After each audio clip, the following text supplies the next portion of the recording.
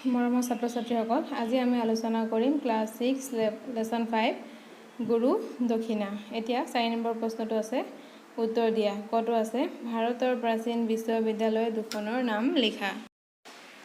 উত্তৰটো হ'ব ভাৰতৰ প্ৰাচীন বিশ্ববিদ্যালয় দুখনৰ নাম হ'ল নালন্দা আৰু তক্ষশিলা। এতিয়া খ প্ৰশ্নটো আছে লুইতৰ দাঁতিৰ কোন ঠাইত এখন বিশ্ববিদ্যালয় আছিল। উত্তৰটো হ'ব লুইতৰ দাঁতিৰ বৰ্তমান নগাঁও জিলাৰ শিলঘাট অঞ্চলত এখন বিশ্ববিদ্যালয় আছিল। গটো আছে বশিষ্ঠ আশ্ৰমৰ টোলৰ অধ্যাপকজনৰ নাম কি। উত্তৰটো হ'ব বশিষ্ঠ আশ্ৰমৰ টোলৰ অধ্যাপকজনৰ নাম আছিল বেদকণ্ঠ। ঘটো আছে ছাত্ৰসকলে বছৰত একোবাৰ নগৰলৈ কিয় যাব লগা হৈছিল। উত্তৰটো হ'ব ছাত্ৰসকলে খুজি মাগি যি পাইছিল তাকেই আনি গুৰুক দক্ষিণা হিচাপে নিবেদন কৰিবলৈ বছৰত একোবাৰকৈ নগৰলৈ গৈছিল। ঙটো আছে গুৰুৰ পৰামৰ্শ কোনজন ছাত্ৰই গ্ৰহণ কৰিব নোৱাৰিলে। উত্তৰটো হৈছে গুৰুৰ পৰামৰ্শ সত্যব্ৰত নামৰ ছাত্ৰজনে গ্ৰহণ কৰিব নোৱাৰিলে। প্ৰথম টো আছে প্ৰকৃত গুৰু দক্ষিণা কোনে দিব পাৰিলে। উত্তৰটো হ'ব প্ৰকৃত গুৰু দক্ষিণা সত্যব্ৰত নামৰ ল'ৰাজনে দিব পাৰিলে। 5 নম্বৰ আছে চমু উত্তৰ দিয়া। কটো আছে গুৰুৱে ছাত্ৰসকলক ওচৰলৈ মাতি আনি কি কৈছিল। উত্তৰ গুৰুৱে ছাত্ৰসকলক ওচৰলৈ মাতি আনি কৈছিল বছাহঁত মই বুঢ়া হৈ আহিছোঁ, উপাৰ্জনো টুটি আহিছে, তহঁতক ইমান দিনে পঢ়াই শুনাই খুটি খাব পৰা কৰিবলৈ মই সদায় যত্ন কৰিছোঁ। এতিয়া তহঁতে তাৰ সলনি মোক ধন সোণ গোটাই আনি দেহক জনাই নহয় ভগৱান শ্ৰীকৃষ্ণইও সান্দি বনি মুনিক কেনেদৰে গুৰু দক্ষিণা দিছিল। খটো আছে ছাত্ৰসকলক গুৰুৱে কি উপায়েৰে ধন গোটাই অনাৰ পৰামৰ্শ দিছিল।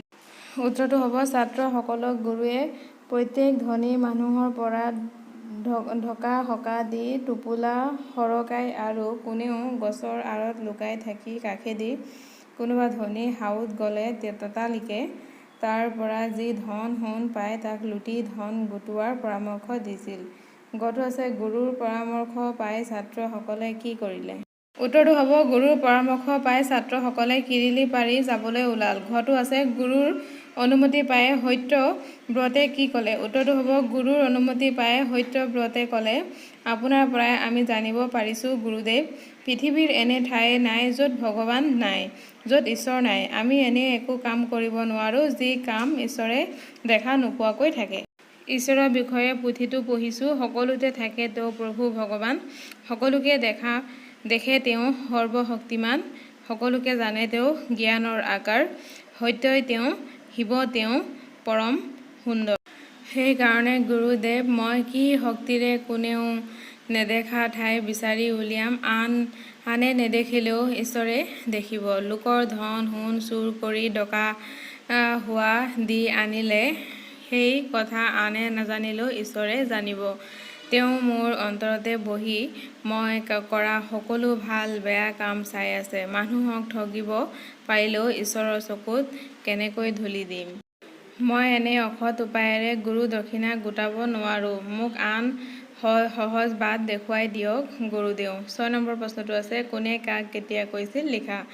কটো আছে বাছাহঁত মই বুঢ়া হৈ আহিছোঁ, উপাৰ্জনো টুটি আহিছে, তহঁতক ইমান দিনে পঢ়াই শুনাই খুটি খাব পৰা কৰিবলৈ সদায় যত্ন কৰিছোঁ। উত্তৰ উক্ত কথাষাৰ গুৰু বেদকণ্ঠই ছাত্ৰসকলক গুৰু দক্ষিণা আনিবৰ বাবে দিহা দিয়াৰ সময়ত কৈছিল। খটো আছে আপুনি মাথোন আমাৰ কৰ্তব্যহে সোঁৱৰাই দিছে, এতিয়া আমি কি উপায়েৰে ধন সোণ গোটাই আনিম, অনুগ্ৰহ কৰি আমাক দিহা লগাই দিয়ক।